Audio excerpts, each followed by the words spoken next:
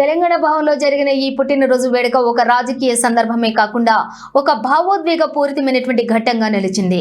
లగచర్ల భూసేకరణ ఉద్యమ నేపథ్యంలో పుట్టిన ఈ చిన్నారికి మాజీ మంత్రి కేటీఆర్ నామకరణం చేయటం విశేషం.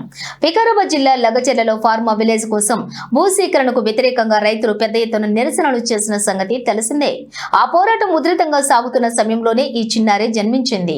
ఆ పోరాట స్ఫూర్తికి గుర్తుగా కేటీఆర్ ఈ పాపకు భూమి నాయక్ అని పేరు పెట్టారు. లగచర్ల ఘటనలో అరెస్ట్ అయిన వారు ఇబ్బందులు పడ్డ కుటుంబాలకు అండగా ఉంటామని చెప్పడానికి ఈ పుట్టినరోజు వేడుకను పార్టీ కార్యాలయంలో నిర్వహించారు. ప్రభుత్వం చేపడుతున్న భూసేకరణను వ్యతిరేకిస్తూ బాధితుల పక్షాన బీఆర్ఎస్ గళం వినిపిస్తోందని చాటడానికి ఇదొక వేదికగా మారింది. జైలుకు వెళ్లిన రైతుల కుటుంబ సభ్యులు, లగచర్ల మహిళలతో కలిసి కేటీఆర్, ఇతర పార్టీ నేతలు ఈ వేడుకలో పాల్గొని చిన్నారిని ఆశీర్వదించారు.